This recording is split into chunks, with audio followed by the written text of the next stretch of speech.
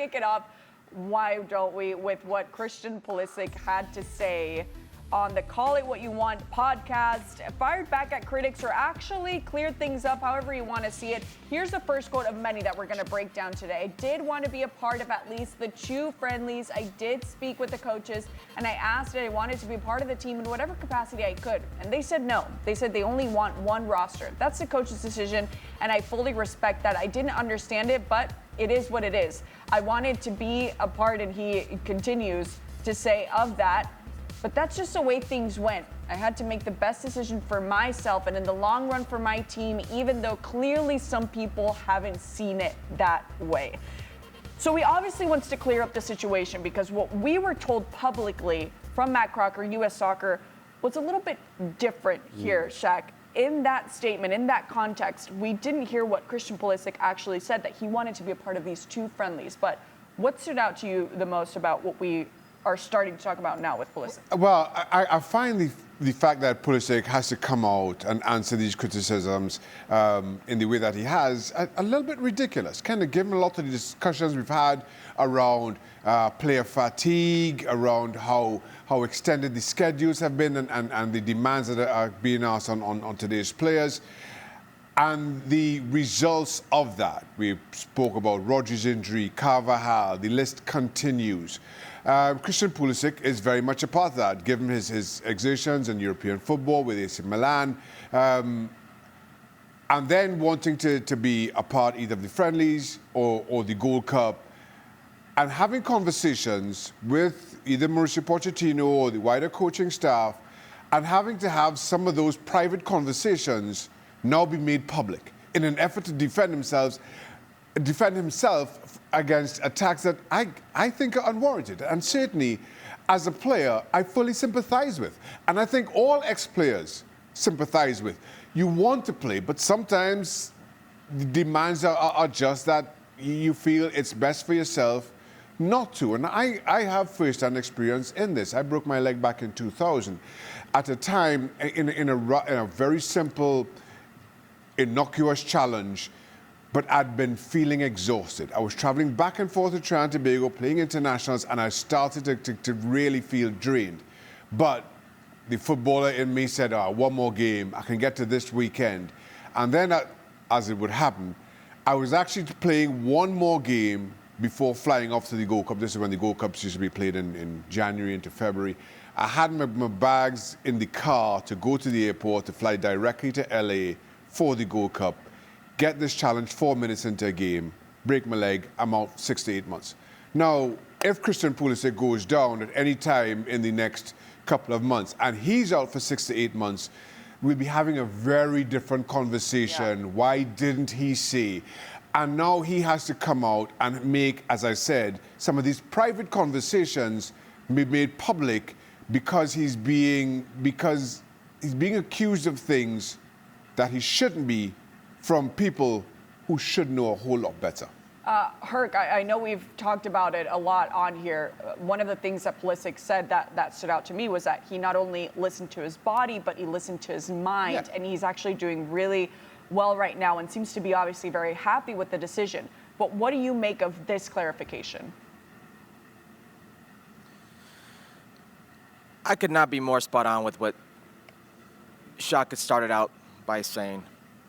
The fact that Christian Pulisic needs to come out and address this tells you everything you need to know about this situation. I tweeted out earlier that he drew a line in the sand, just like Pochettino and U.S. Soccer drew a line in the sand. It was Pochettino, U.S. Soccer, Matt Crocker, who wanted people to know that Christian Pulisic, it's his decision that he's not coming. When they speak and give interviews, who did Mauricio Pochettino give an interview to? It was a podcast. Tim Howard, Landon Donovan. So now you have Christian Pulisic saying the federation drew their line, and these players who were given access to the manager of the U.S. men's national team speaking out against Christian Pulisic, and there's a narrative that Christian Pulisic is weak. There's a narrative that Christian Pulisic is selfish, that he's looking out for himself, that he doesn't have pride, that he doesn't care about the national team. And he sees and he hears and he sees how bad the U.S. men's national team is, he decides, I have to talk. I have to speak. And in speaking, I think he comes out worse.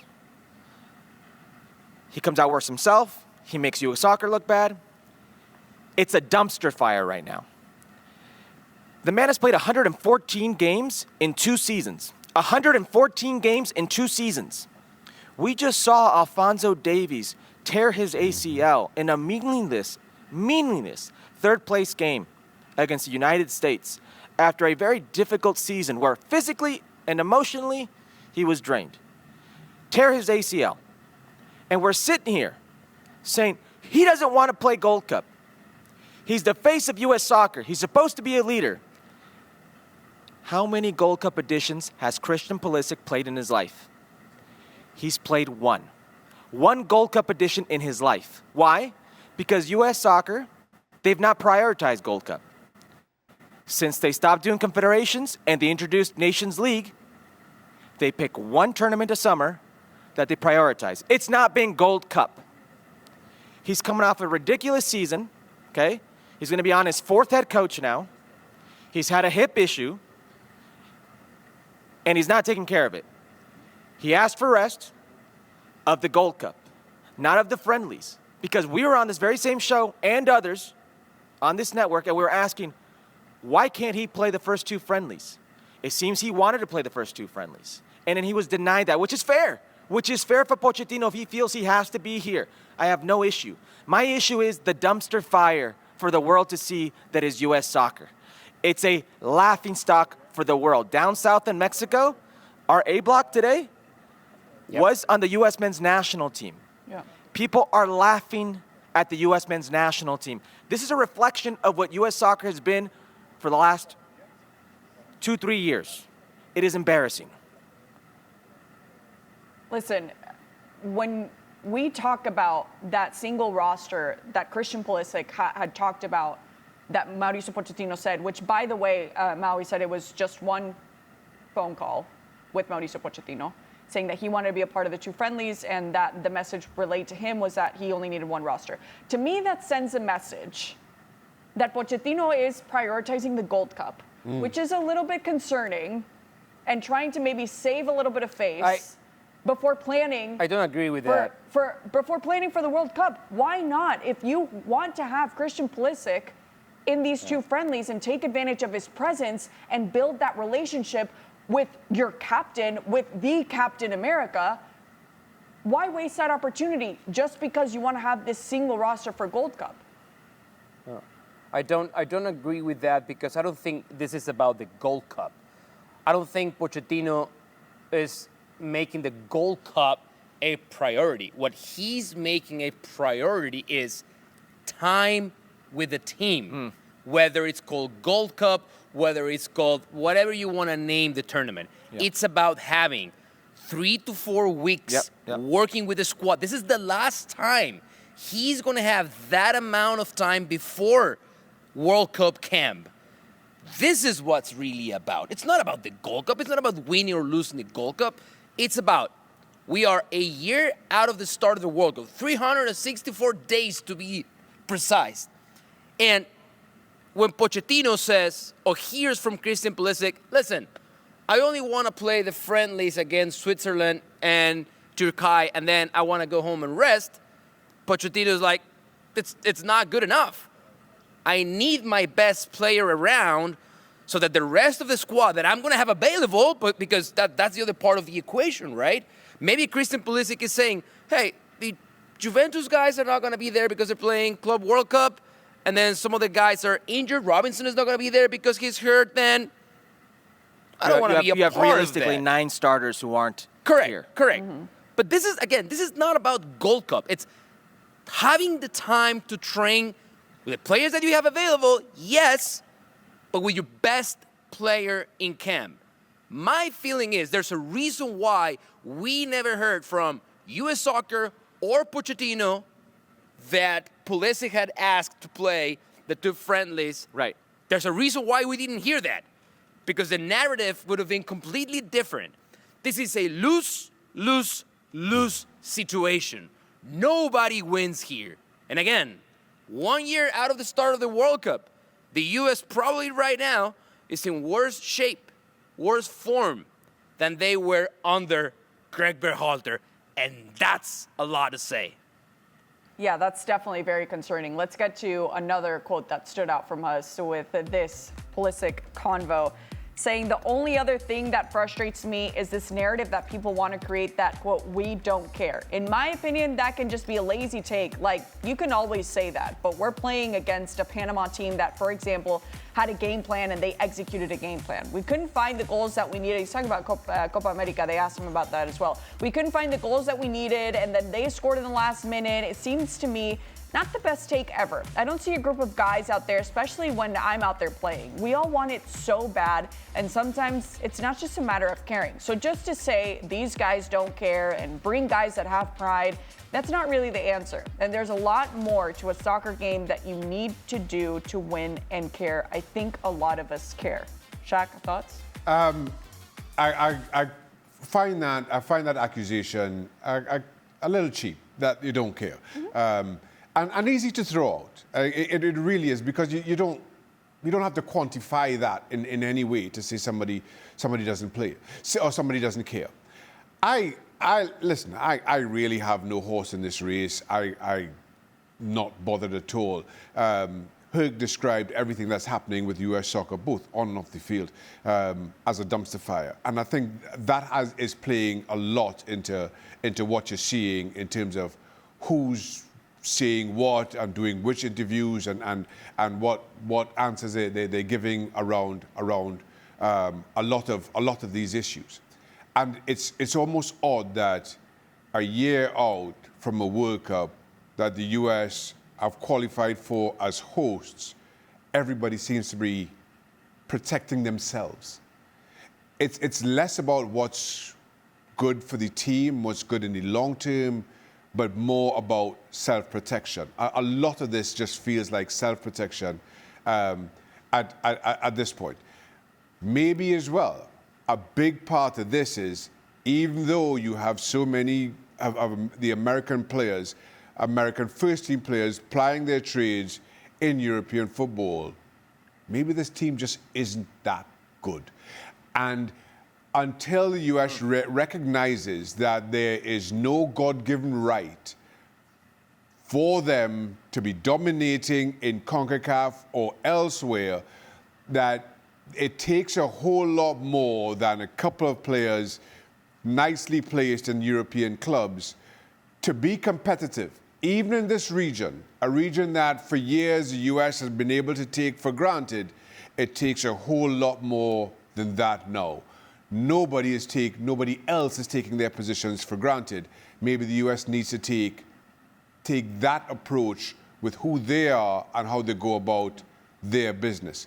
But before they even start doing that, again, to use Herc's phrasing, they've got to out this dumpster fire, which I'm not sure how they do, kind of given the fuel that inevitably will be thrown on it during the course of the next couple of months with the Gold Cup.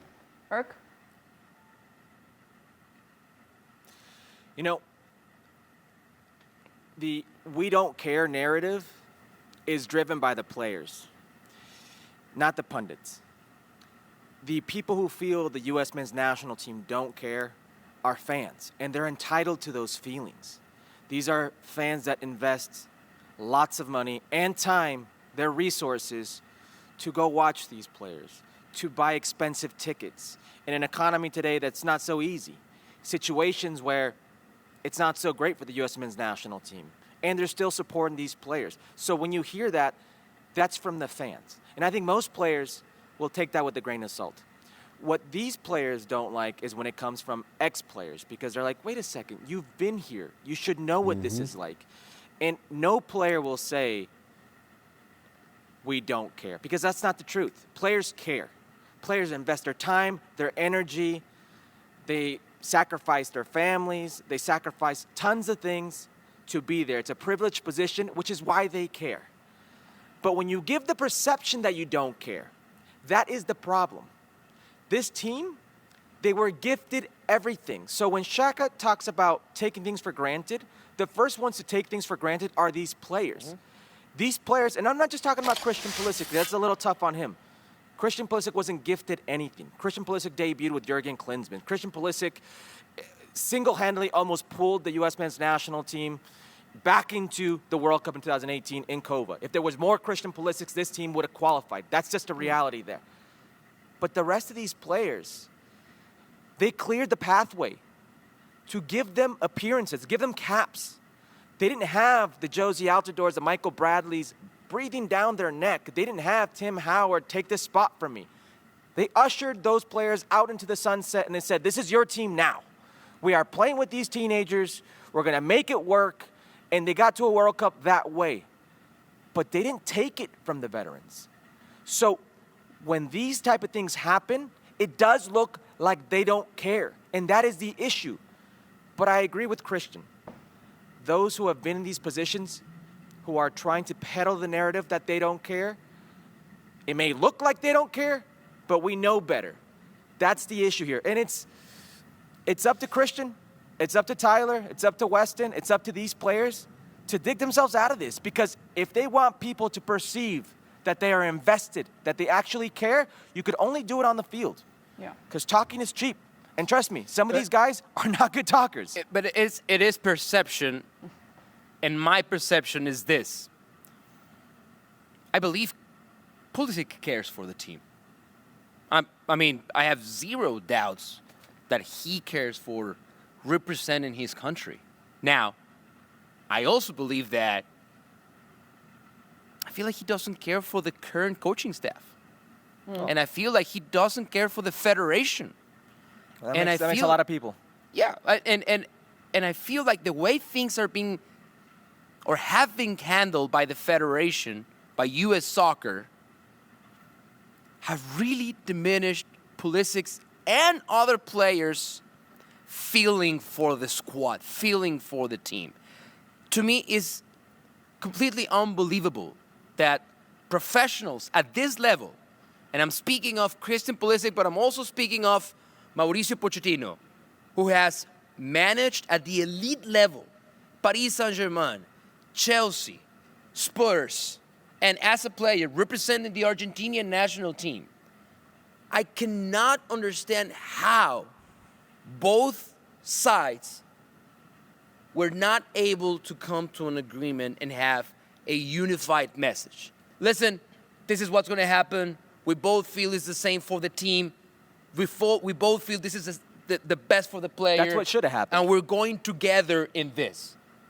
I just cannot understand the disconnection between those two sides. And now that's going to permeate. That's going to even have a bigger impact on the rest of the team. If I may, this federation is just so out of touch. There should have been somebody at the federation who says, hey, okay. Absolutely. Enough with the pissing contest here. We have to be united. There has to be a front that we put on. There has to be, even if it's a facade, you have to play the part here. Yeah. Because the he said, and you're going on podcasts to do it, is a terrible look. How is there nobody at the federation with the leadership or with the know-how or the common sense to get these two in a room? There was a phone call and that was it. And now each one is going rogue by themselves, and it's going to get worse.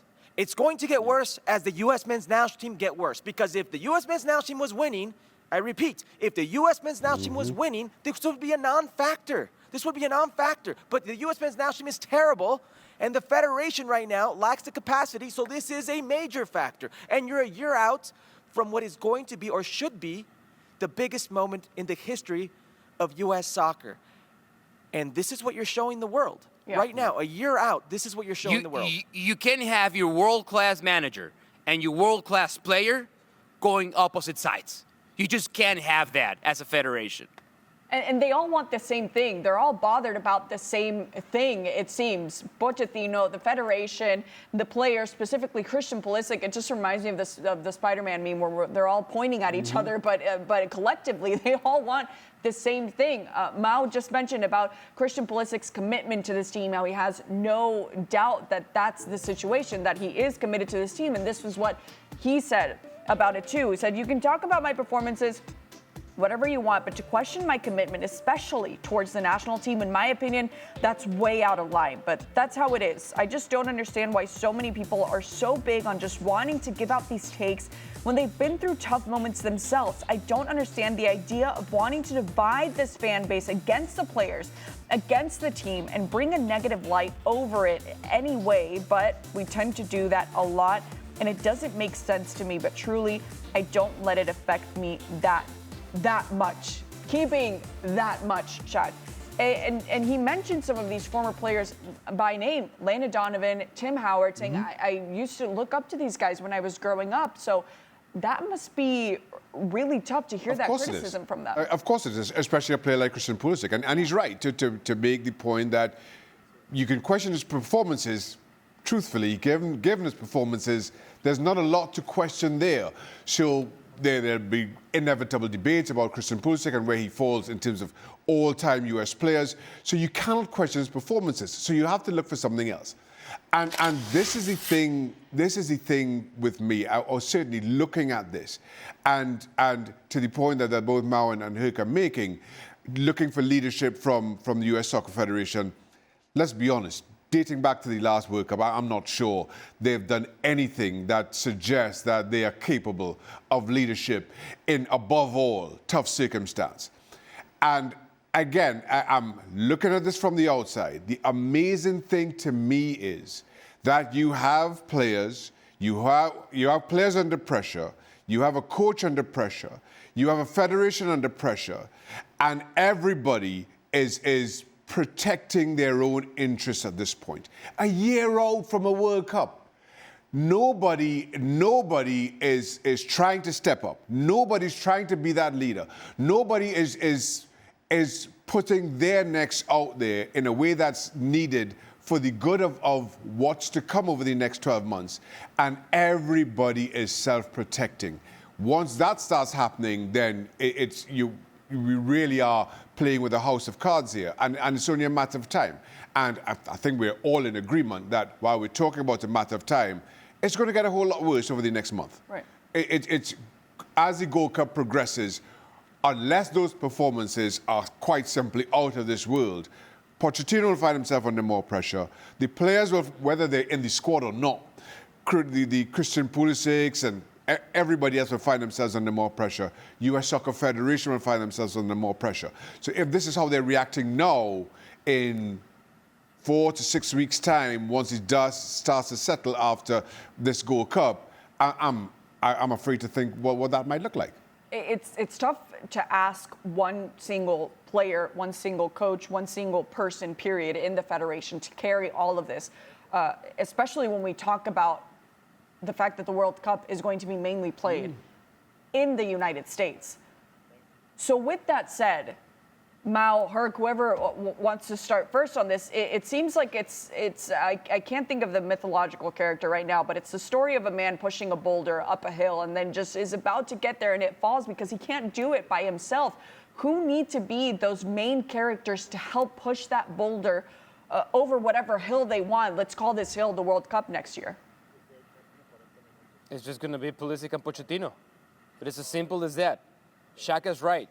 There's nobody else with that kind of power, with that kind of influence that's going to bring the two parties together and get to an agreement. It's not going to be like that. I have confidence because I hear Shaka and he's kind of disheartened, like it's just going to get worse before it gets better, right? And I feel that Herc shares that sentiment, but given the experience that both Pulisic and Pochettino have accumulated in their amazing careers, I feel there's going to come a point in time in which Pochettino's probably going to have the bigger man because he has to trust his best player and say, listen, we probably started on the wrong foot.